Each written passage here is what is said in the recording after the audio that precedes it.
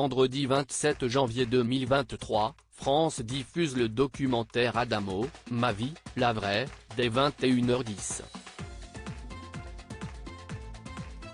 L'occasion de revenir sur l'histoire de sa fille longtemps cachée, prénommée Amélie.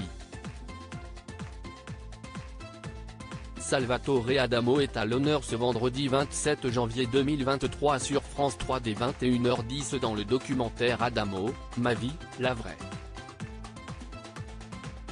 Depuis ses débuts, la coiffure n'a pas changé, seuls les cheveux ont blanchi, il a le même sourire et sa voix reste reconnaissable entre toutes.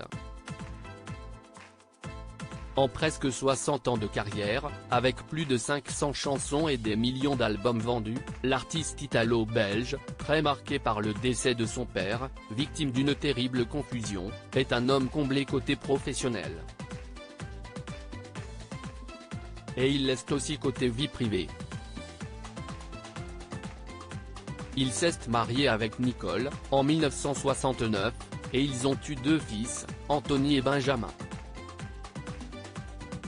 Mais celle qui est sur le devant de la scène, c'est Amélie, la fille du chanteur autour de laquelle un secret a longtemps plané.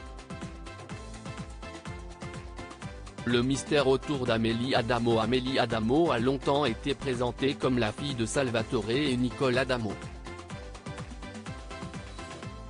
Ce n'est pourtant pas l'exacte vérité. Et cette vérité a mis du temps avant d'éclater au grand jour. Si Amélie Adamo est née en 1979, c'est en 2004 que Salvatore Adamo, qui avait posé sur la grande photo des yéyés avec Johnny, a levé lui-même le secret.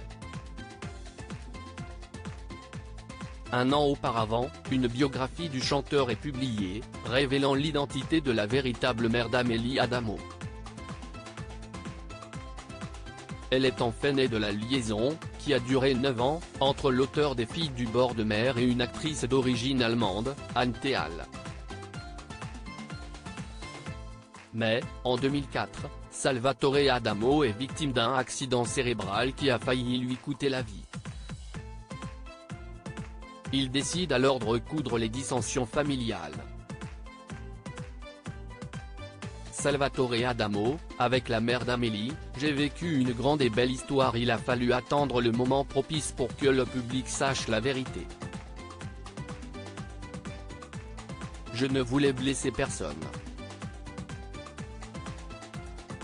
Avec la mère d'Amélie, j'ai vécu une grande et belle histoire qui s'est terminée il y a une vingtaine d'années.